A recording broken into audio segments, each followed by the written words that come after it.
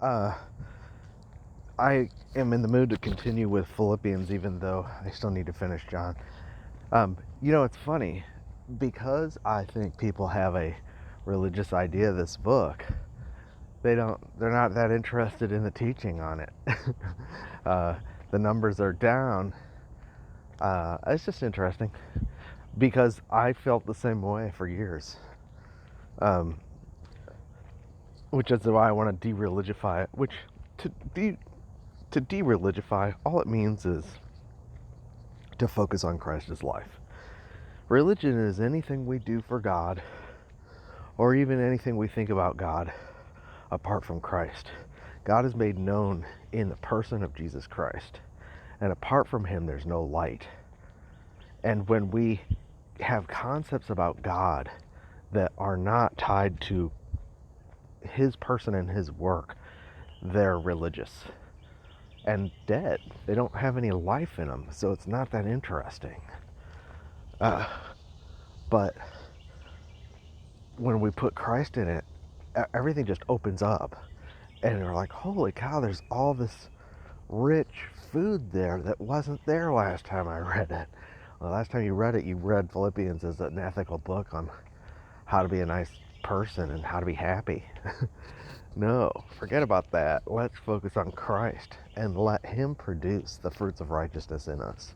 Let's not worry about us producing the fruit of righteousness. Let's let him produce it. And how do we do that? Well, by approving that which is excellent. It's interesting. I was looking at that. I'm going to visit those verses again real quick. He says, "This I pray, that your love may abound yet more and more in knowledge and in all judgment," or discernment, "that you may approve the things that are excellent."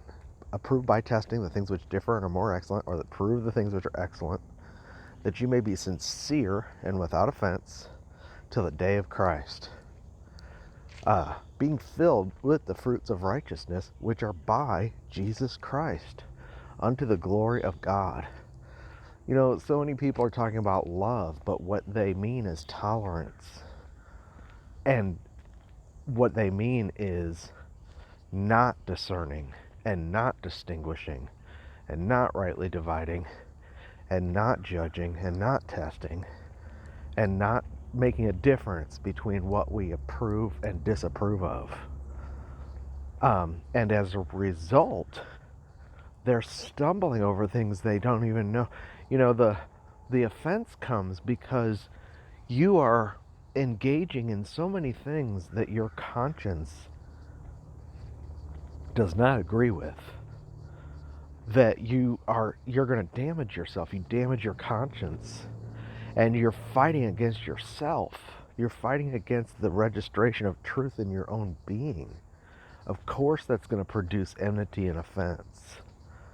I think that's one of the reasons why people get carried off and get so offended over such small things, because they're not just fighting you. They're fighting what their own conscience is dealing with them about.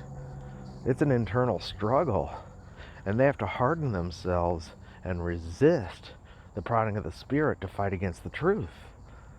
And that's why they become so angry. Like when Paul was on the road to Damascus, and he had orders to go, round up the Christians, right, and persecute them. And then finally the Lord showed up and threw him off his horse. And what did the Lord say? He said, "Paul, it's hard for you to kick against the pricks." And the picture there is like the Lord was riding him, and he was trying to break him like a wild horse. And the pricks are what horse riders will use to train horses. They're little spurs that hurt, And as long as they're resisting the rider, they're kicking against the pricks of these goads. It's easier to just go along with the Lord than to fight him. You're not stronger than the Lord. His pricks are harder than your kicking. But Paul was kicking against him. So that's where the rage comes, because it says he was murmuring, blasphemies, and threats. It said he was literally breathing murderous threats. He was caught up in a mania where he's walking around or riding around, and if you were close to him, you'd hear him going, "Oh, these effing Christians," and I mean, he couldn't stop. He's breathing threats. His very breath was part of his fight against the Lord. And that wasn't his hatred for the Christians. That was his fighting against the Lord, trying to break him. It's interesting. I gotta pass some people here. Hold on just a second.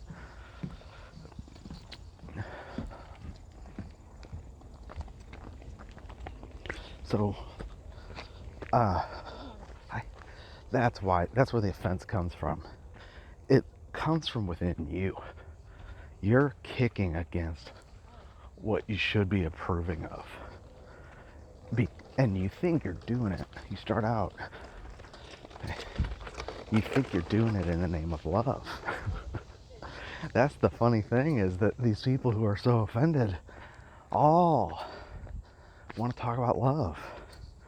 They talk about love more than we do. It just doesn't even make sense. Their love isn't abounding, because if it were genuine love, it would abound in all wisdom and understanding and judgment and discernment, so that they could approve that which is more excellent, which means separating it out from that which is not what the truth bears witness to. See, I'm in a new state park and the hill is intense. It's beautiful though. So anyway, this love is to abound, that we may approve the things that are different and are more excellent, that you may be sincere and without offense. Sincere is the same thing as guileless, without hypocrisy, not phony, not pretending. And phoniness comes when you endorse things that your conscience disagrees with, to go along with the crowd, go along with religion, keep the peace, all that, right? And to be without offense. And in some translations it says without spot. Offenses are spots. Spotless.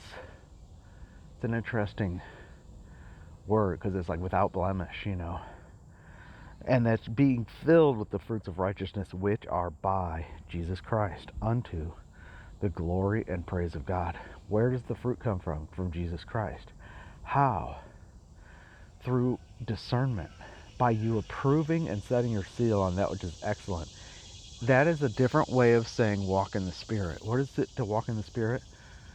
Those who are according to the Spirit set their mind on the things of the Spirit. And we've talked about how that means I agree with my mind. I take every thought captive to the obedience of Christ, and I agree with my mind with the things that the Spirit of sonship in me bears witness to, concerning who I am in Christ and who He is in me. And that makes my mind life and peace. It's the same thing. What are you doing? You're approving that which is excellent. Okay? You're walking in the Spirit. You're agreeing with the witness of the Spirit. You're agreeing with God's testimony concerning His Son, and God's witness concerning you in Him. And like John says, those who believe the record set their seal that God is true. What does that mean? It means to approve that which is excellent. You're approving of God's testimony. That's how you're brought into the Spirit, and that's how you walk in the Spirit, and that's how you bear fruit. And again, if you go back to the garden, what was Adam's job? He walked the animals by him so that he could name them all. His job was one of discerning, classifying, by seeing, and designating, right? It's the same thing. That's our function. Hold on just a second. So our function is to simply, in a sense, it's passive. We are just approving of what God has set forth. God sets something before us, And our job is to approve it, set our seal that God is true, and separate out the light from the darkness, separate out what God shines on versus what is in the world, and what's unclean, and what's from Satan, and what's from the flesh, what's from the soul. That's what the word is for. The word is a dividing sword to separate. When God speaks, he separates. When God said, let there be light, Colossians, or 2 Corinthians says, God who called light out of darkness has shined in our hearts. His calling things into existence is a calling out. Okay? By definition, when God decrees something, it's separated from everything else, which is what sanctification is. Sanctification is being separated unto what God has decreed, really, which is Christ. See? And it all comes by our approval and agreement on what is true. That's the only thing we have the power to do in this universe, spiritually speaking.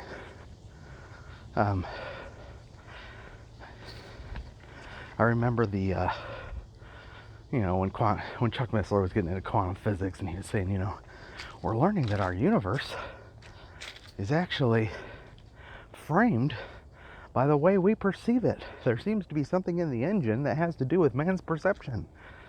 Well, that's probably true to a certain extent.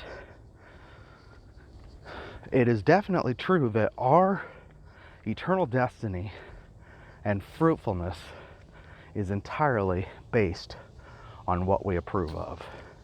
And if we don't learn to distinguish truth and error, the clean from the unclean, God from Satan, Babylon from Jerusalem, the bride from the whore, then we will be offended, because we'll be fighting in ourselves, kicking against the goads, resisting our own conscience, and full of enmity. But if we separate out what God has separated out and agree with this separation, agree with his judgment on the world, on the darkness, on the flesh, on sin, and what he has accomplished and provided, and we agree with that, we're sanctified. We're sanctified through the knowledge of the truth. We're separated out from the offenses, and we're made sincere and without offense unto the day of Christ. And it's connected to his coming. He connects it to the rapture. Somebody asked me again, what does watching mean?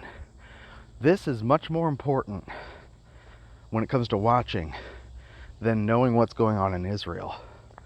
You may know what's going on in Israel, but are you aware of what's happening in the church and in the fellowship around you? Are you keeping yourself